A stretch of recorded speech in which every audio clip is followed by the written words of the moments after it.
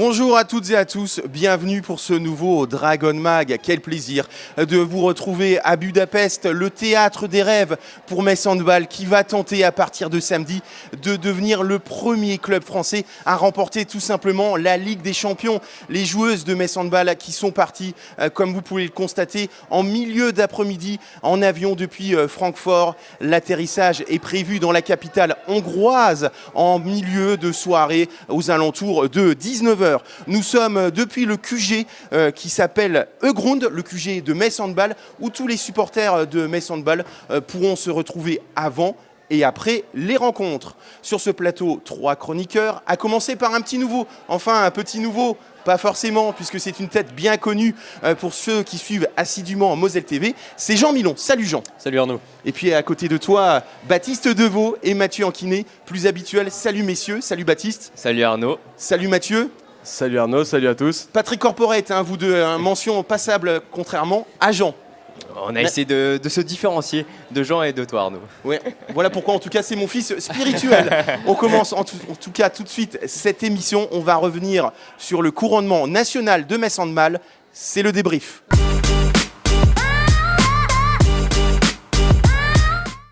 Alors battu à Brest 26-24 lors de la finale aller, Metz Handball a trouvé les ressources nécessaires pour s'imposer lors d'une finale retour titanesque, épique. On va revenir sur cette finale, un scénario raconté par Baptiste Deveau.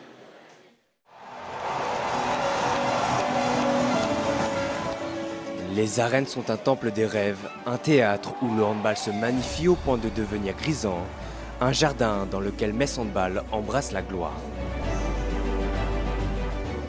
J'ai pas compris encore, je pense. C'est bizarre, c'est fou, c'est magnifique en même temps. Champion de France, c'est plus qu'un rêve, c'était un objectif dans ma vie depuis que je suis arrivée en France. Il n'y a pas mieux, c'était extraordinaire. Une ambiance, waouh, vraiment magique. Et on a gagné, donc c'est le principal. Je suis KO, mais c'était génial. Un sacre, une délivrance pour ces dragons intouchables en phase régulière, mais stoppés en finale aller par les Brestoises et surtout traumatisés par la déroute de la saison dernière. Manu l'a dit dans les vestiaires, au grand match les grandes joueuses et aujourd'hui les filles ont été de grandes joueuses. Les Messines, habitées et habituées au succès, ne songeaient qu'à prendre leur revanche et démontrer que Metz Handball est le plus grand club français. À un moment j'avais peur là aux arènes, mais enfin on a décroché ce titre et c'est pas pour rien qu'on s'est battu toute une saison comme ça. On a eu un match difficile à Brest, mais c'est aussi dans des moments comme ça qu'on voit le visage des vraies équipes et je crois qu'il faut qu'on garde la coupe quoi. Cette dernière danse aux arènes s'est clôturée par la cérémonie d'adieu aux Messines.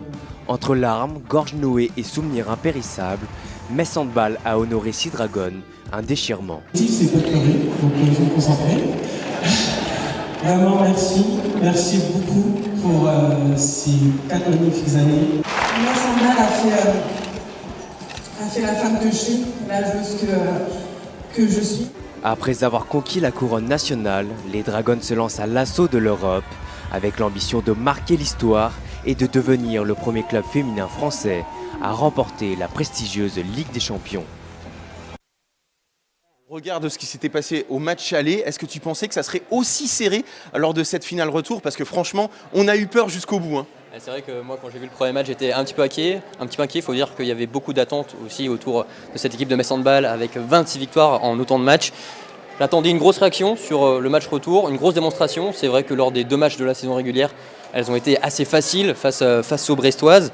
Brest qui était, selon moi, au max de son potentiel sur cette finale, elles ont vraiment tout donné et c'est pour ça que l'écart était vraiment minime. Finalement, c'est la meilleure équipe qui a gagné, c'est Metz Handball. Et sur la finale retour, je pense que les Dragons auraient pu donner un petit peu d'air si elles avaient converti ces pénaltys, je pense aux pénaltys de Tamara Horacek, de Grace Zali.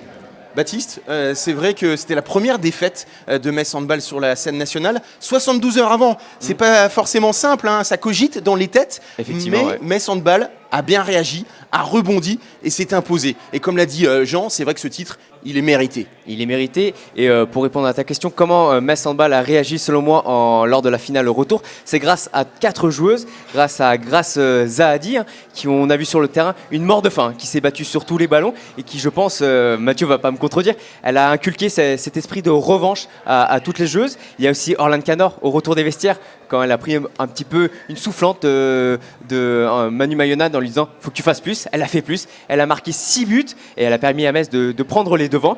J'ai aussi noté la Vista de Bruna de Paola qui marque le dernier but de Metz Handball. Là aussi, elle a apporté cette palette technique qui a permis à Metz, voilà, quand il y avait beaucoup de pertes de balles, de loupés, elle a mis les buts qu'il fallait. Et j'ai noté aussi Méline Nokandi, la capitaine, qui a inculqué cet esprit de revanche parce qu'elle est arrivée blessée. Elle nous a confié après le match qu'elle voulait jouer ce match parce qu'elle avait été blessée par le match de la saison dernière où elles avaient perdu le titre et elle voulait vraiment prendre sa revanche. Et je pense qu'elle a partagé cette envie de se battre, d'aller faire tomber Brest à toutes les joueuses. Et le seul point négatif que j'ai soulevé, c'est les gardiennes, notamment Ivana Kapitanovic, qui a fait seulement 15 arrêts sur la double confrontation. C'est pas assez pour aller chercher un titre et j'espère qu'elle fera mieux lors du Final Four, mais on en reparlera d'ici quelques instants. Alors je voudrais rebondir sur ce que tu as dit, mon cher Baptiste, sur Méline Nokandi. C'est vrai, c'est important, Méline Nokandi, elle était blessée, elle n'était pas à 100%, mais elle voulait absolument jouer, quitte à se blesser. C'était vraiment le match par rapport au Final Four et la Coupe de France qu'elle voulait jouer, elle voulait sa revanche. Et puis c'était le dernier match aux arènes de Metz. Et puis je voudrais aussi rajouter que Louise Burgard, voilà, elle a été très solide, régulière, que ça soit au match aller et au match retour. Donc il ne faut pas l'oublier, la Danoise, Mathieu, Bruna De Paola, forcément le facteur X de cette équipe messine. Elle a marqué le dernier but. Elle a été blessée il n'y a pas si longtemps que ça. Et on sent qu'elle revient bien au bon moment. Oui, alors elle a eu un petit peu de mal peut-être à rentrer dans cette rencontre parce qu'elle était attendue au tournant. C'est-à-dire que les Brestoises la bloquaient sur chaque prise de balle. Elle avait une prise à 2, la défenseuse sortait et Bruna n'a pas pu vraiment s'exprimer comme elle le souhaitait. Par contre, au fil du match, elle a réussi à prendre de l'aise, à prendre confiance dans ses attaques et puis elle a marqué les buts qu'il fallait et elle a su se montrer présente et créer des décalages comme on sait à quel point elle sait le faire correctement. Alors je vais vous confier une petite anecdote, messieurs. Lors de cette rencontre, il y avait Ronan Conprat dans les tribunes. C'est le joueur de Sarrebourg. Et il m'a dit à la mi-temps, elle est incroyable, Bruna De Paola. Même moi, je serais incapable de faire ce qu'elle fait. Donc voilà, Metz Handball. Raison. Oui, Metz Handball a la chance d'avoir la Brésilienne qui pourrait avoir un rôle important lors de ce Final Four. Jean, pour toi, quel est le tournant de cette finale? Est-ce qu'il y a un moment où tu t'es dit, voilà, la pièce, elle va tomber du bon côté? Est-ce que c'est ce pénalty de Mélanie Alter face à Alicia Toublanc? Moi j'allais dire le pénalty de Méline Nokandi réussi, parce que c'est vrai qu'après 2 pénaltys manqués, le doute pouvait s'installer. Et puis tu parlais de Méline, moi je pense que plus globalement, Méline elle a envoyé un message très fort au vestiaire.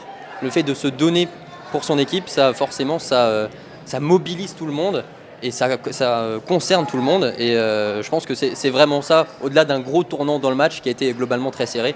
C'est globalement ça que je retiens. Baptiste? Moi je rejoins Jean, c'est sûr. Il y a eu beaucoup d'erreurs dans ce match du côté des Messines. Et quand elles ont ajusté le tir, c'est là qu'elles ont pris le dessus et qu'elles ont marqué les buts importants et qu'elles sont allées à +2, +3 et que là elles se sont dit ok, on peut être championne de France. Parce que des tournants dans le match, il y en a beaucoup. Il y a le pénalty arrêté, il y a le passage en force, il y a les buts d'Orlane Canor. On pourrait en retenir beaucoup. Je suis plutôt d'accord avec vous, mais je vais en citer un autre pour la peine. Moi, j'ai été marqué aussi par l'entrée en jeu de Chloé Vantini en première mi-temps. Metz Handball était un peu en difficulté, ça avait du mal à passer offensivement, ça avait du mal à jouer sur les ailes. Et elle rentre et elle a apporté des solutions supplémentaires en revenant dans le jeu, en deuxième pivot, en essayant de croiser. Et ça a permis d'obtenir des solutions et de marquer des buts importants au moment où les Dragons auraient pu peut-être avoir un petit peu peur de l'enjeu, avoir un petit peu peur de ce score qui pouvait un petit peu s'écarter.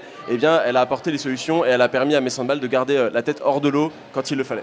Alors Baptiste, tu parlais d'Ivana Kapitanovic. L'autre point noir, on en a déjà parlé après la finale aller, c'est peut-être cette aile droite, même si Adriana Cardozo a montré de belles choses. Mais c'est vrai qu'on est en droit d'attendre un petit peu mieux de Déby Bonte.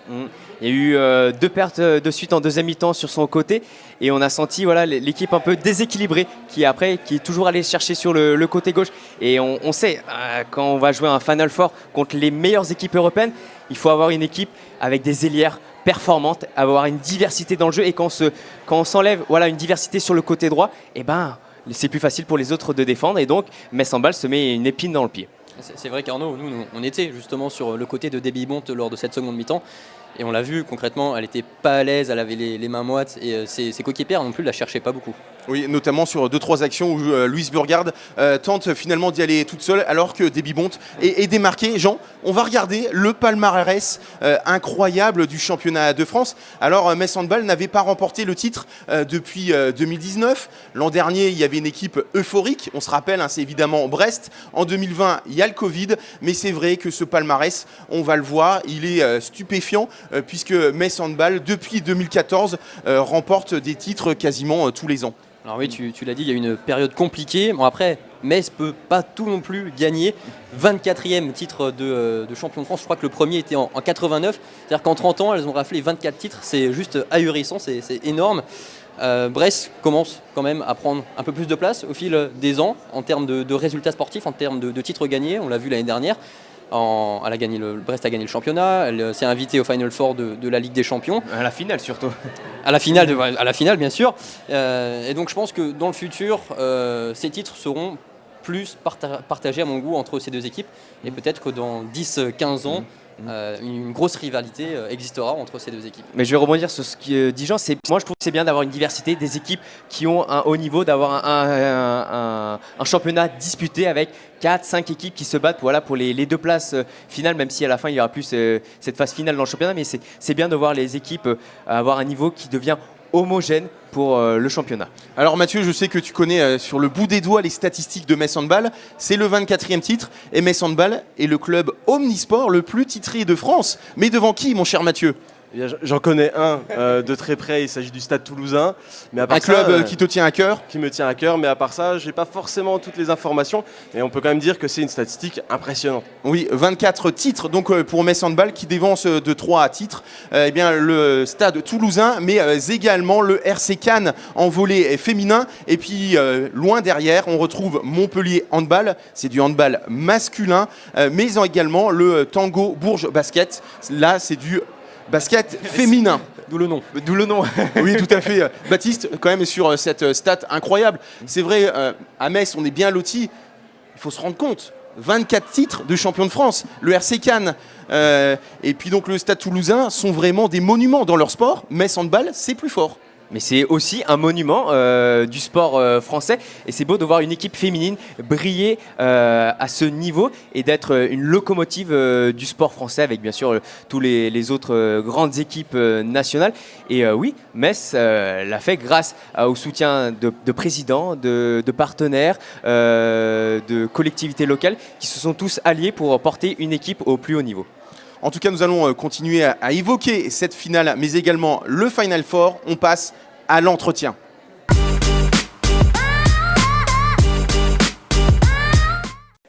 Alors Mathieu, nous avons eu la chance, avant de partir pour Budapest, de rencontrer Emmanuel Mayonade, qui comme d'habitude a été sincère, honnête et lucide. Qu'est-ce que tu retiens avant que l'on voit cet entretien ?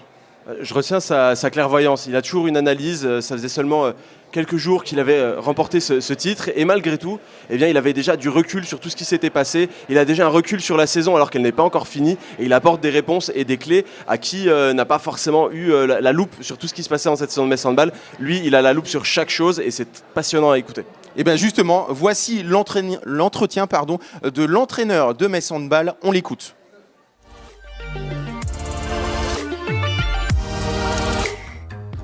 Salut Manu. Salut. Nous allons évoquer donc ce 24e titre de champion de France de Metz Handball. Tu as évoqué le fait que c'était le plus beau pour toi depuis que tu es en Moselle. Pourquoi tout simplement ? Parce qu'il a été obtenu à l'arraché, vraiment au bout du suspense, ou parce qu'il y avait une forme de pression après ce que Metz Handball avait réalisé cette saison avec ce 26/26 historique ? Je pense que c'est un petit peu tout ça. Le premier, quand je suis arrivé à Metz en décembre, je le considérais à ce moment-là bien évidemment comme très important, le plus important de fait, et puis le second arrive, et le troisième, etc. Et puis sur celui-là, déjà dans la préparation, j'ai senti qu'il serait différent. Alors d'abord, c'est effectivement corrélé à la saison dernière et au fait que Brest nous a récupéré ce titre-là. corrélé malgré tout à un réel traumatisme. Hein. On fait une saison complexe, notamment dans notre adversité avec eux. Et on arrive ici quelque peu à créer la surprise en gagnant de 7. Et on sait que ça peut être tendu, que le matelas il est fin, d'autant plus qu'on avait perdu de la plupart du temps avec un écart qui était plus conséquent que ça malgré tout, face à une équipe qui alors avait aussi survolé la compétition et tout du moins les oppositions face à Metz. Et puis c'est la dramaturgie, clairement, un match là-bas que l'on ne perd que de 2 buts. Et puis ce match-là où pendant très très longtemps on est champion et puis on l'est plus, on l'est plus du tout, on le revient un peu, oui, non. Et puis effectivement il y a ce money time qu'on gère a priori un peu mieux que l'adversaire et qui permet à tout le monde de laisser clairement exploser sa joie. Donc oui, je le dis pour tout ça, c'est le plus beau, le plus fort. Et puis aussi il vient à l'issue d'une saison où avec le staff ensemble, je dis bien ensemble, on a été très forts, très liés, très soudés. Il y a eu des coups durs qu'on a vécus ensemble et on se demandait effectivement à quelle sauce on serait mangé si d'aventure on ne prenait pas celui-là. Alors pas forcément par la presse et ou la présidence et ou les joueuses, mais nous surtout dans l'honnêteté intellectuelle qu'on avait mis à vivre cette année, ça aurait été complexe. Ce titre, cette médaille que tu as sur les genoux, c'est ton 5e. Mais on imagine que pour l'enfant de Mios qui est en toi, c'est encore quelque chose d'incroyable et d'impensable. Ouais, ça c'est complètement fou. Mais vraiment, je le dis, moi je connais mon parcours, je sais comment ça s'est fait, comment ça s'est construit. Et imaginer effectivement que c'est le 5e titre de champion de France, je le dis, j'ai commencé à entraîner il y a 15 ans. Je ne savais même pas si je finirais la première année que j'avais entamée. Par chance, elle s'est bien passée. À la 2e, je ne savais pas si j'irais au bout. Et puis à la 3e et à la 4e, et puis on en arrive là. Donc effectivement, c'est impensable, inimaginable. Mais même les gens qui me connaissent très bien à la maison, tous se disent mais c'est fou effectivement que, issu d'un petit village de 4000, 5000 habitants il y a 15 ans, on en arrive là. Et souvent, c'est le paradoxe qu'on peut faire. Quand ma famille vient me voir jouer, on se dit qu'il y a plus de monde dans la salle que j'en avais dans mon village à l'époque, donc c'est assez fou, quoi. Passons au Final Four, le 2e à titre personnel. Quel souvenir tu gardes de l'édition 2019 et qu'est-ce que cette édition t'apporte justement pour préparer celle qui arrive?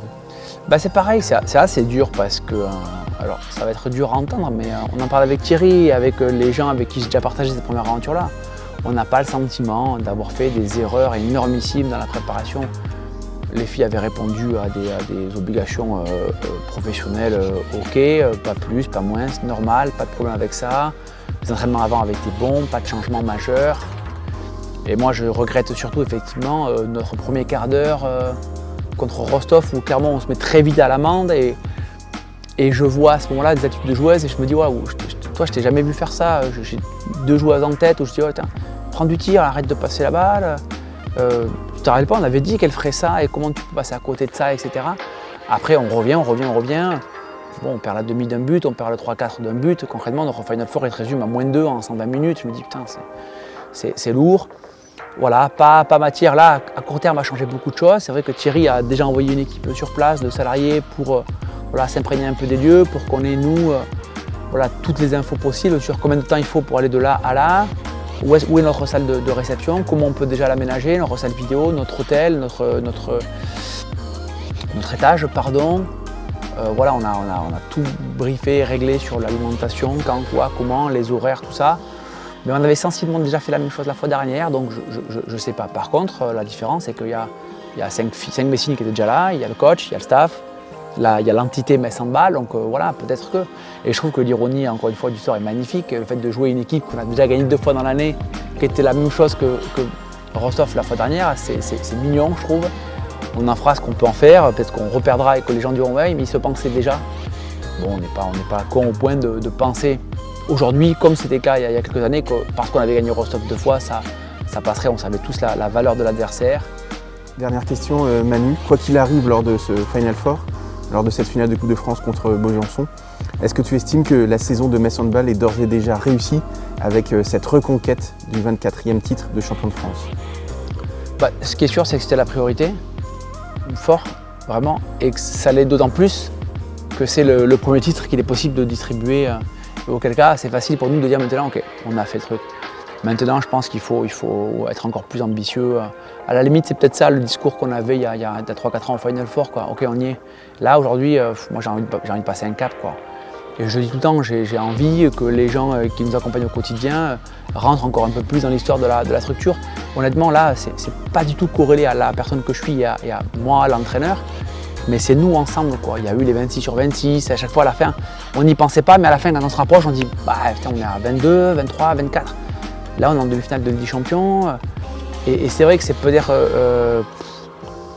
trop peu optimiste de dire ça, mais je me dis, ok, quand est-ce qu'on aura la chance ensemble de revivre un second Final Four? On aurait pu le faire plus tôt, je le pense, mais regarde ce qui s'est passé, c'est un truc de fou, hein. On a été tous écartés de notre quotidien pendant longtemps, donc je me dis, ok, il faut qu'on en profite, quoi. Je dis, on en a fait un, on ne savait pas quand est-ce qu'on ferait le deuxième, il arrive là 4 années après, je ne sais pas quand est-ce qu'arrivera le prochain, indépendamment des équipes que nous construirons, hein. C'est que, je vous dis, hein, Gür a une équipe l'année prochaine très ambitieuse.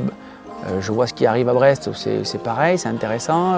Il y aura toujours les Esberg, les Vipers, il y aura FTC, enfin tout ça. Donc voilà, on y est là et il faut un, pas bouder notre plaisir, mais deux, prendre la mesure de ça, quoi, clairement. On croise les doigts en tout cas pour ces compétitions. Merci beaucoup Manu merci. Pour cet entretien exceptionnel.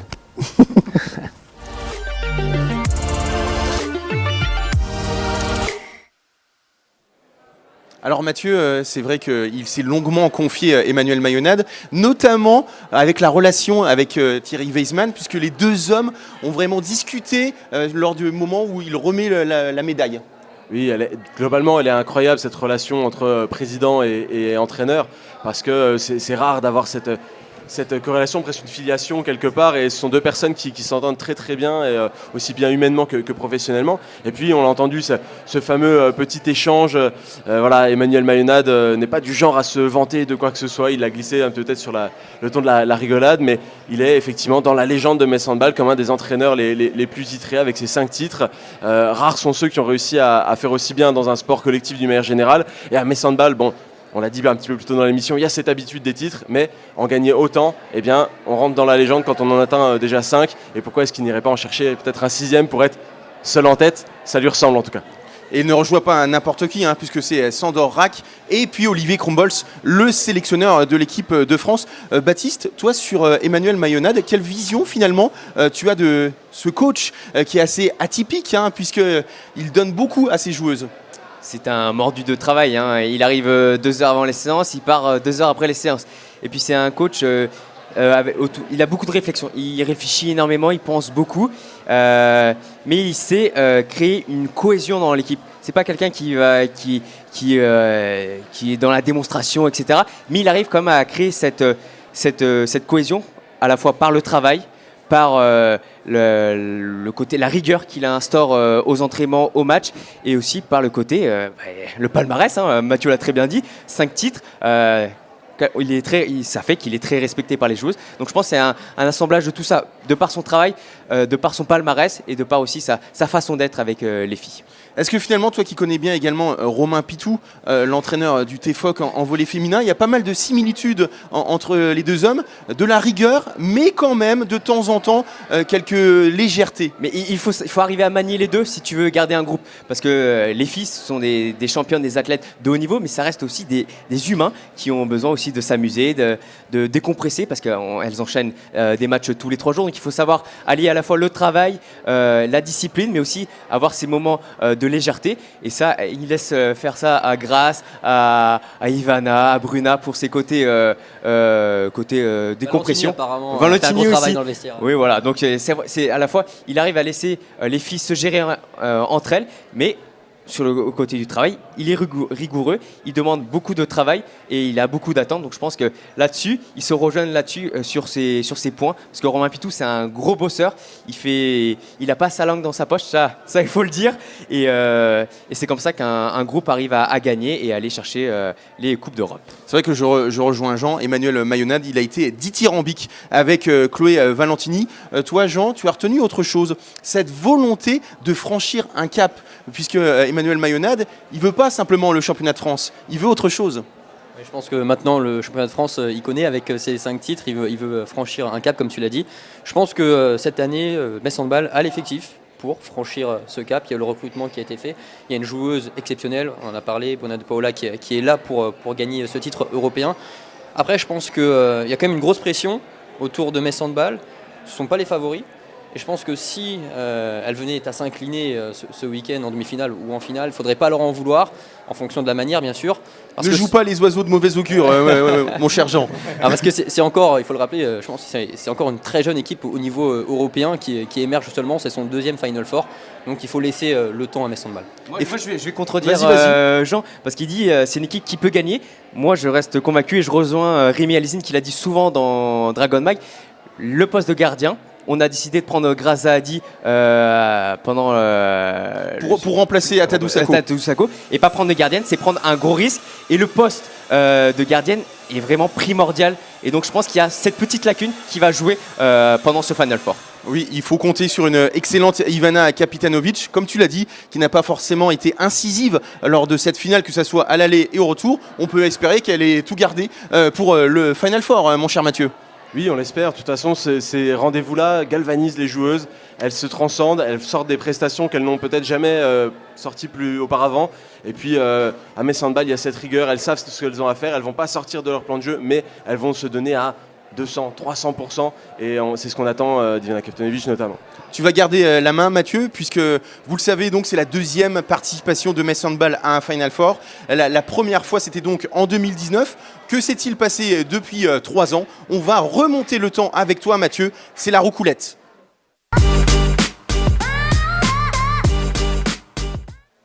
Mathieu, tu voulais donc revenir sur cet épisode en 2019, malheureux, puisque Metz Handball, il y a 3 ans, pour sa première participation, s'était donc incliné en demi-finale face à Rostov, puis après pour la petite finale face à Vipers. C'est ça. Alors messieurs, cette roucoulette, je sais que vous l'attendiez, ce petit effet rétro. Rendez-vous en 2019, comme l'a dit Arnaud. On arrête de regarder vers le futur, on va faire un petit tour en sens inverse. Et effectivement, eh bien, cette participation de Metz Handball au Final Four, les Dragons s'étaient qualifiées, elles étaient à ce moment-là une équipe incroyable. Elles avaient réussi à aller sur le toit de l'Europe avec cette participation au Final Four que tant d'équipes et tant de joueuses désirent. Et elles se sont retrouvées un tirage au sort favorable, entre guillemets, puisqu'elles devaient jouer Rostov, une équipe qu'elles avaient battue 2 fois dans la saison et qu'elles avaient l'opportunité de battre à nouveau pour aller atteindre une finale historique. Et malheureusement, eh bien, dès le début du match, elles ont accumulé un retard. Elles se sont fait cueillir à froid, comme on dit, et elles ont dû courir après le match pendant toute la durée du temps de jeu. Et elles ont malheureusement échoué dans cette tâche, échoué de pas grand-chose, d'un seul petit but qui les a envoyées en match de classement. Et lors de ce match de classement, elles ont croisé Vipers Kristiansand, comme par hasard, et elles ont une nouvelle fois perdu d'un seul but. Donc 2 petits buts qui ont fait une grande différence dans l'histoire de Metz Handball. Une première participation historique, mais un petit loupé malgré tout. 2 matchs quand même totalement différents, comme tu l'as dit, Mathieu, puisque contre Rostov, il y a eu un gros retard à l'allumage. Metz Handball a toujours couru après le score pour finalement mourir effectivement à une longueur, alors que contre Vipers, Metz Handball était plutôt devant avant de finalement pêcher dans le money time. C'est ça, deux causes, même résultat, malgré tout, 2 défaites, que Metz Handball a peut-être mis un petit peu de temps à digérer, mais ça n'a pas empêché les Dragons de repartir à la conquête. Leur ambition, c'était tout simplement d'y retourner. Y goûter une fois, ça ne suffit pas, il fallait vraiment faire les choses à fond. Et sur la saison suivante, eh bien, c'est quasiment la même équipe qui est repartie, et avec l'ambition d'aller au fond des choses. Malheureusement, elles se sont heurtées à un autre phénomène un peu immuable, malheureusement. C'est le Covid qui a mis fin aux compétitions alors que l'équipe était très bien lancée, que tous les rouages étaient opérationnels et que l'équipe avait mûri, puisque après ces défaites, elles avaient appris de leurs erreurs. Et ce Covid, il est venu mettre fin à une saison prématurément, mais aussi, il a laissé partir plusieurs joueuses qui étaient vraiment en fin de course dans ce collectif. On peut citer Laura Gloser, Xenia Smith, Mario Monbon, Ali Luciano, Laura Flip et Graza Hadi, même si l'histoire... Béatrice Edwige aussi, qu'on vient de voir. Bien sûr, également. Voilà, et c'est une équipe qui a pris fin, et il a fallu refaire du neuf. Relancer un cycle, mettre un nouveau collectif en marche. Et Metz Handball a comblé ces brèches, ces joueuses qui sont parties, a essayé de s'adapter à un nouveau plan de jeu avec des joueuses nouvelles, avec des profils différents, puisqu'on ne refait jamais la même chose 2 fois dans le sport. Et la saison a été compliquée, on peut le dire, puisque fin d'invincibilité à domicile contre Vipers Kristiansand en Ligue des Champions. Et puis cette équipe de Brest qui était incroyable la saison passée, qui a mis des bâtons dans les roues dans toutes les compétitions et sur un nombre de matchs jamais vu, un nombre de matchs record où Metz Handball a peiné jusqu'à la finale de championnat.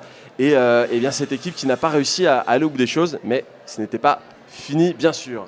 Messieurs, pour vous, comment performer lors de ce Final Four? Est-ce que pour vous, c'est vraiment l'aspect psychologique qui va faire la différence? Est-ce que ça va être les individualités? On a parlé tout à l'heure de Bruna De Paula, dans un sens positif, et dans un sens négatif, peut-être Ivana Kapitanovic, ou c'est tout simplement peut-être la tactique que va mettre en place Emmanuel Mayonade?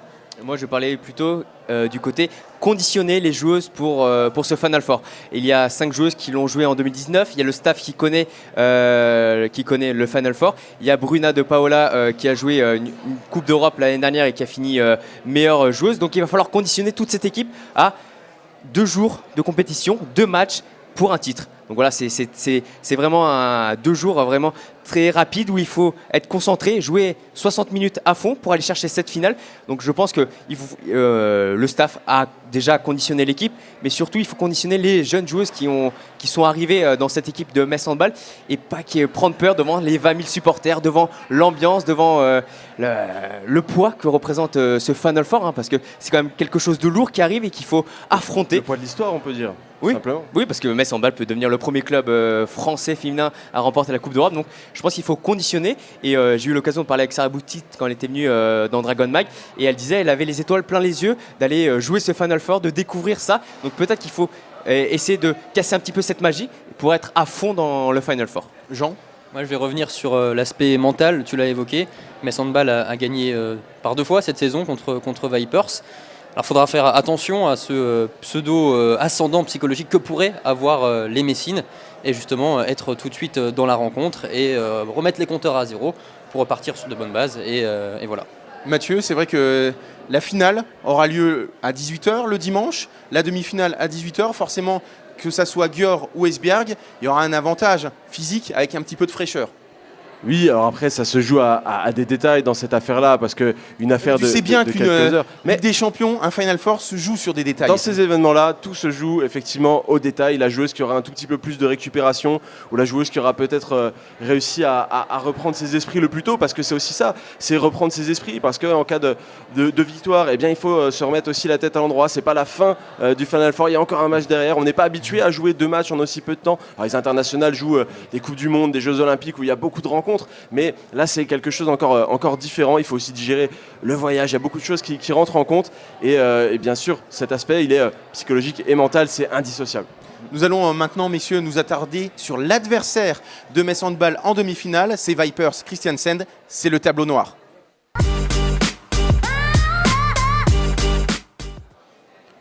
Alors, messieurs, mine de rien, Metz Handball affronte le champion d'Europe en titre. C'est quand même pas rien. On va voir en tout cas si ce champion d'en titre peut rééditer son exploit. Élément de réponse, toujours avec Baptiste Deveau. C'était il y a tout juste 1 an. Vipers Kristiansand mordait en finale le Brest-Bretagne Handball d'Anna Gross et décrochait la première Ligue des Champions de son histoire. Un sacre pas inattendu, mais pas loin, pour le club norvégien qui disputait simplement le 2e Final Four de son histoire, après celui de 2019, achevé sous la 3e marche du podium pour un petit but, au nez et à la barbe de Metz Handball. Mais avant tout, elles ont une maîtrise de l'événement, je pense. Et je pense qu'elles sont capables de se dire, ces 60 minutes-là et le reste, peu importe. Et ça ne les a pas empêchées en plus clairement d'être champion de Norvège, de rebondir avec des champions et de finir 2e de poule. Titré il y a quelques jours champion de Norvège pour la 5e fois d'affilée, Vipers Kristiansand est devenu le grand club du pays, devant Larvik et ses 20 couronnes entre 1995 et 2017. Pas un mince exploit. Le technicien Ole Gustav Kjekstad peut s'appuyer sur un collectif homogène, bien rodé, mais aussi sur des individualités de prestige, la reine Nora Mork, la légende Catherine Lunde et la suédoise Bella Gulden, arrivée l'été dernier en provenance de Brest. Je pense qu'il y a 2-3 joueuses de Vipers qui nous détestent. Hein. Nora Mork, à chaque fois, je crois qu'elle l'a mauvaise, hein, même dans sa gestion du match, etc. Et pour le coup, ce sont des gens très très caractériels, très ambitieux. Donc oui, il va falloir défendre. Après un début de campagne poussif, avec 3 défaites lors des 5 premières journées de la phase de poule, Vipers Kristiansand sont montés en puissance. Les Norvégiennes ont fait chuter Győr 30-29 en février, mettant fin à la série vertigineuse des Hongroises, invaincues en Ligue des Champions depuis janvier 2018 et 70 rencontres. Et en quart de finale, elles ont dominé de la tête et des épaules Krim Mercator, pourtant renforcé par Anna Gross. Ce Final Four sera forcément différent de celui de l'an dernier pour Vipers Kristiansand. Le club norvégien débarque à Budapest avec la pancarte de tenant du titre dans le dos. Et puis le public effectue son grand retour après l'édition à huis clos de l'an dernier. Pas de quoi chagriner tant que ça les Norvégiennes, bien décidées à conserver leurs biens et à réaliser un doublé inédit pour une autre formation que Győr depuis 2010 et Viborg. Mathieu, est-ce que pour toi, Vipers peut rééditer son exploit de l'an dernier? Le contexte est totalement différent. Alors, il y a bien sûr à un moment donné cette équipe de Győr qu'il va falloir analyser, qui joue à domicile et qu'il va vraiment falloir qu'une équipe réussisse à faire tomber quoi qu'il arrive. Et ça va être le vrai défi, c'est toujours l'ogre dans cette Ligue des Champions. Mais Vipers a vraiment des armes. C'est une équipe qui est très riche à de nombreux postes avec des joueuses emblématiques et qui sont capables de bien jouer entre elles. Ce qui a manqué à Vipers cette saison et ce qui fait aussi que Metz Handball a réussi à survenir par deux fois, c'est que c'est une équipe qui a du mal à se stabiliser. Il y a eu des blessures, il y a eu des absences, il y a eu une certaine difficulté à voyager peut-être au début. Et aujourd'hui, c'est une équipe qui est en pleine confiance, en pleine possession de ses moyens, je pense, et qui va aussi être assez compliquée à battre. Et c'est là où il va falloir voir si Metz Handball a les ressources nécessaires. Mais tu réponds pas à ma question. Est-ce que Vipers peut s'imposer à nouveau et être le deuxième club hors Győr à s'imposer 2 fois de suite depuis Viborg en 2010? Je ne vois pas Vipers s'imposer une deuxième fois à ce Final Four. Je ne ferai pas plus de pronostics, on va éviter d'attiser le destin, mais pour moi, Vipers n'ira pas au bout cette fois-ci. Messieurs, pour vous, est-ce que Vipers est capable à la fois de sortir Metz Handball, puis le lendemain de dominer Esbjerg ou plus vraisemblablement Győr? Alors je pense que tout est possible dans un Final Four. Dans des grands rendez-vous comme ça. Réponse de Normand. Réponse de Normand. Tu ne réponds pas à la question, Jean. Pour revenir sur le match entre Metz Handball et Vipers, Mathieu parlait tout à l'heure de détails hors terrain, finalement, la récupération, etc. Comme dans tous les grands rendez-vous, comme dans tous les gros matchs, quand il y a deux grosses équipes qui s'affrontent, ça va jouer sur des détails. Et je pense notamment aux moments faibles que va connaître Metz Handball, parce qu'il y en aura, il y en a toujours. Et ça va être cette appréhension des moments faibles, comment Metz Handball va gérer ces moments faibles, va définir le résultat justement des Dragons. En attaque, il va falloir poser le jeu quand elles seront moins en efficacité devant le but. Et en défense, il faudra resserrer et avoir plus d'agressivité quand justement Vipers enfilera les perles.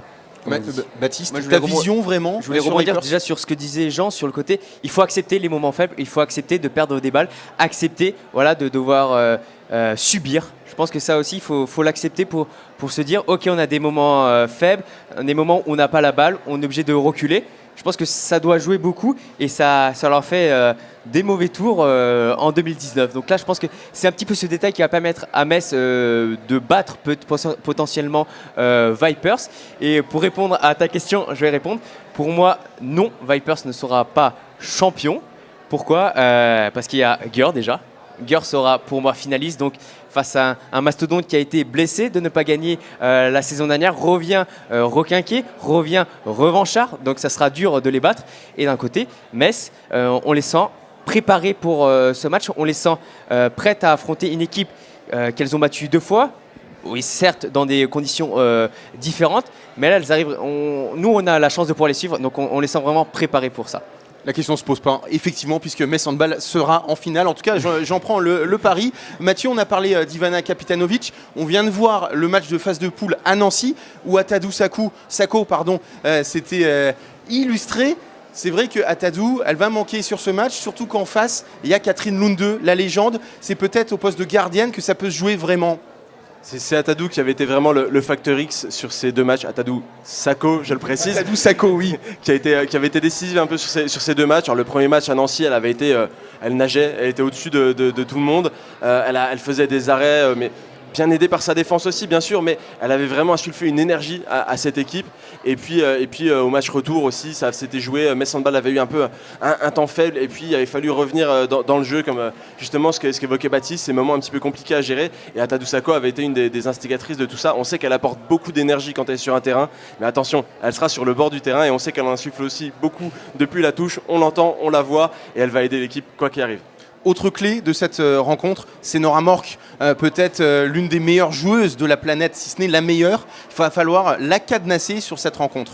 Oui, c'est une des joueuses qu'on connaît très bien. Elle est au sommet depuis des années. Elle entretient bien sa gloire et sa légende quelque part dans ce club. Et bien sûr, elle va être très, très compliquée à gérer parce qu'on arrive sur une phase finale. C'est une joueuse qui a un caractère, qui a une énergie particulière, qui a aussi ce rapport des grands matchs et qui va se donner à fond.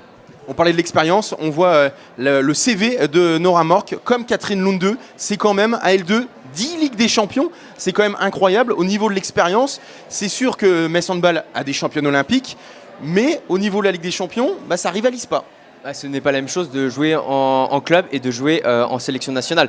En club, tu es toute la saison ensemble, tu te prépares, tu sais les objectifs que tu vas atteindre, tu sais ce que tu dois faire en équipe, tu te construis. Alors qu'en championnat d'Europe, du monde, c'est un rassemblement, une préparation rapide et tu joues, t'enchaînes des matchs durant un mois. Donc c'est pas du tout la même chose et donc je pense que l'expérience qu'ont ces filles et qu'elles vont transmettre à leurs coéquipières vont jouer un petit peu dans la balance pour Vipers.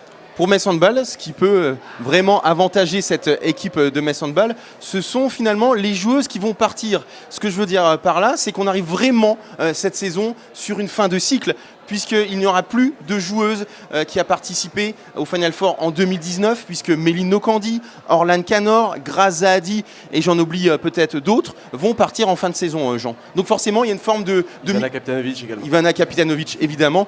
Donc il y a une forme de mission commando pour cette équipe, d'aller au bout de son rêve. Et pour ces 5 filles, c'est le moment ou jamais pour ramener ce titre à Metz Handball, ce titre qu'elles cherchent maintenant depuis de nombreuses années. On croise les doigts pour elles en tout cas. Mathieu, sur cette opération peut-être commando, cette volonté en tout cas de bien finir tous ensemble, parce que c'est vrai, Orlan Canor, Méline Nokandi, elles sont très proches, elles s'entendent très bien, c'est le cas aussi avec Grace Zahadi. Ivana Kapitanovic a envie vraiment de bien finir, certainement mieux que sur la finale du championnat, donc ça joue forcément en faveur de Metz Handball. Bien sûr, ça fait 3 ans qu'on parle d'une fin de cycle à Metz Handball, et bien là, elle arrive vraiment pour de vrai, puisqu'il n'y aura plus aucune joueuse dans l'effectif la saison prochaine qui a disputé le Final Four de 2019. Donc la vraie fin de cycle, elle est peut-être ici, mais Metz Handball est en mue perpétuelle et apporte des nouvelles joueuses et des nouveaux savoir-faire perpétuellement, et elle continue de faire éclore des joueuses, mais forcément ces joueuses-là, on a vu Orlan Canor au retour de la mi-temps à la finale contre Brest se transcender, mais elle savait qu'elle jouait son dernier match à Metz, aux arènes, face à son public. Et bien là, elle sait que c'est sa dernière finale, son dernier Final Four avec Metz Handball. Ce sont des joueuses qui vont se transcender, que ce soit Orlan, Ivana, Grace Zahadi, bien sûr, avec tout ce palmarès. Méline Nokandi qui a joué sur une jambe le dernier match, elle jouera sur ce qu'elle pourra sur ce match-là, mais elle va apporter tout ce qu'elle peut. Bien sûr qu'elles vont se transcender et ce seront des facteurs X vivants, mouvants. On va les avoir sous les yeux et je vous garantis qu'elles vont apporter énormément. Baptiste, ça va être à toi de jouer. Pas pour tirer un penalty, parce que... Non mais j'arrête le handball, moi. Je suis meilleur pour présenter une émission, donner des informations que jouer sur le terrain. En tout cas, c'est ton heure, puisque c'est l'heure du Chabala.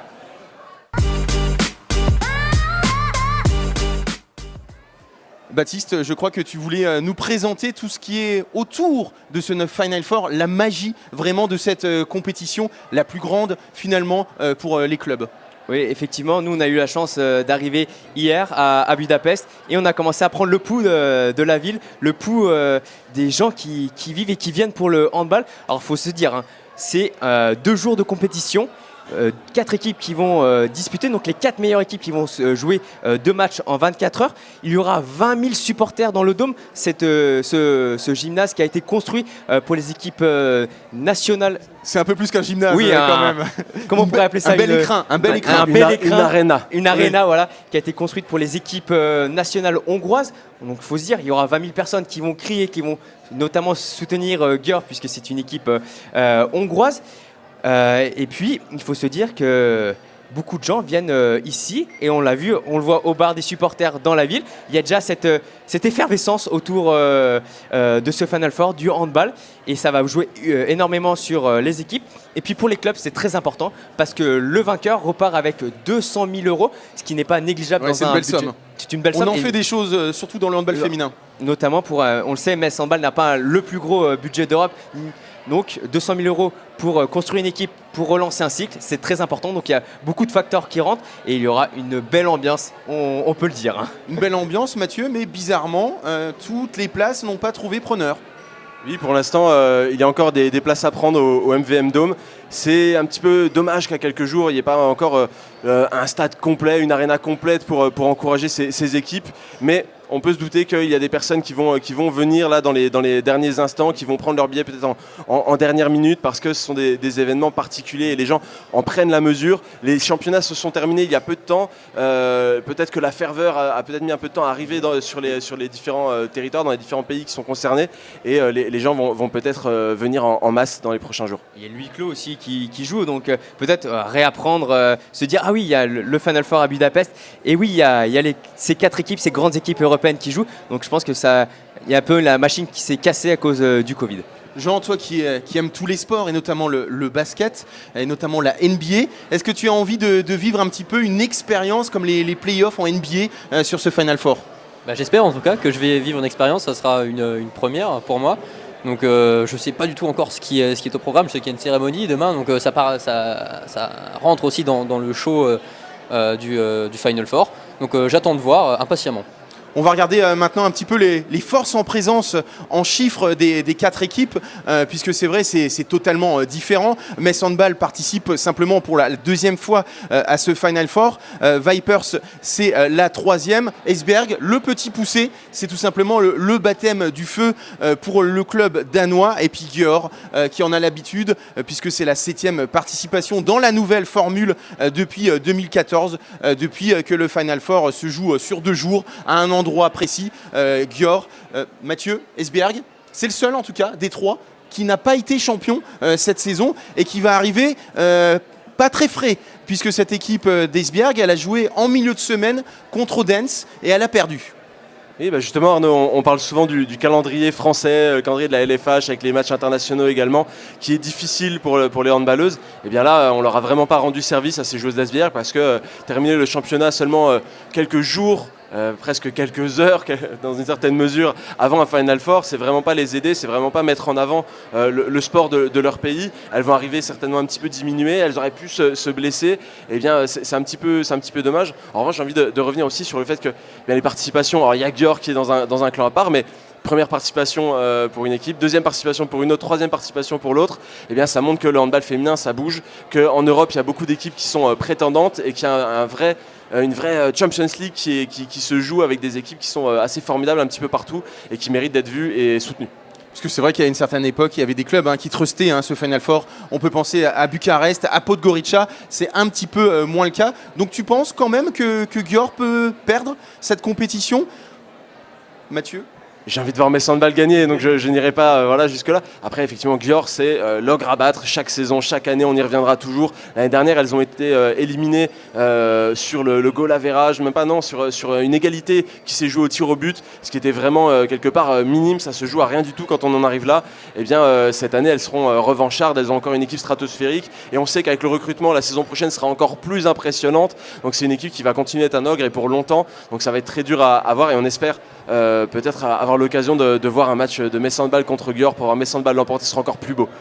Je sais que vous êtes tous les 3 des apôtres de l'éthique. Est-ce que vous trouvez normal que Győr puisse recevoir chaque année le Final Four de la Ligue des Champions? Baptiste. Je commence par moi. Oui, question difficile, donc c'est moi qui m'y colle. Il y a une question d'argent dans cette problématique. Alors moi je trouve dommage, on le voit pour la Ligue des Champions de football, chaque année les supporters peuvent découvrir une ville, découvrir un pays, et moi je trouve que ça fait la beauté du sport, la beauté de cette Ligue des Champions. Mais après on le sait que le handball féminin a besoin de sponsors, a besoin d'argent, a besoin de grandir et de se construire. Et en Hongrie, le handball est un sport majeur et profiter des installations du Dôme, qui est un écrin magnifique, c'est quand même quelque chose de fort. Donc jouer dans une belle structure avec une ferveur autour, ça n'a pas de prix, mais je trouve ça dommage de ne pas pouvoir visiter tous les pays. Peut-être un jour jouer la finale de Ligue des Champions à Metz ou à Paris. Je présume, Jean, que tu es sur la même longueur d'onde que ton acolyte de gauche. Maintenant que les habitudes ont, entre guillemets, été prises, c'est compliqué de changer sa routine. Après, c'est vrai qu'au niveau de l'égalité, c'est pas forcément le mieux. On aimerait voir un Final Four en France, peut-être, justement, pour voir une arène remplie. Les arènes de Metz, je ne sais pas, mais mais voir un stade rempli de supporters jaunes et bleus. Puis ça récompenserait l'équipe de France féminine de handball qui truste énormément de choses, donc ça serait beau de pouvoir ramener le handball en France pour les clubs. Je vais tout simplement apporter une information supplémentaire. Il faut savoir que c'est un appel d'offres qui fixe le lieu de finale de Ligue des Champions. Et aujourd'hui, il y a encore trop peu de pays, trop peu de fédérations, trop peu de clubs qui sont prêts à mettre de l'argent, à mettre des moyens pour accueillir cette compétition. Et on espère que ça finira par changer, que ce grand événement qui rassemble les fans de handball européens et qui met en avant le handball de tout un pays et même de plusieurs pays, des nations qui participent, arrive à se déplacer un peu partout en Europe, bien sûr. C'est une fête du handball qui mérite de progresser, tout comme le reste du handball féminin en Europe d'ailleurs. Je tenais à rappeler, en tout cas, messieurs, que tous les supporters messins peuvent venir ici. Egrund, c'est le QG, The Place to Be pour tous les supporters de Metz Handball. Dès demain, peut-être pour nous voir pour la deuxième émission de Dragon Mag. Vous pouvez suivre également et regarder l'intégralité de l'entretien d'Emmanuel Mayonade sur notre chaîne YouTube Moselle Sport TV, parce qu'il y a encore plein de choses vraiment à regarder. Merci beaucoup, messieurs, d'être venus sur ce plateau. Avec plaisir. On se retrouve demain. Même heure, même endroit. Avec grand plaisir, avec encore plein d'informations à partager. Avec un peu plus de pression aussi, ça se rapproche. Ouais. Ça se rapproche. Ça se rapproche, on sera à 24 heures de ce grand rendez-vous. Et il n'y aura pas Atadou, Sako. J'y arriverai un jour, 4 lettres. Merci en tout cas, messieurs, on se retrouve demain. Et évidemment, bye bye. Bye bye.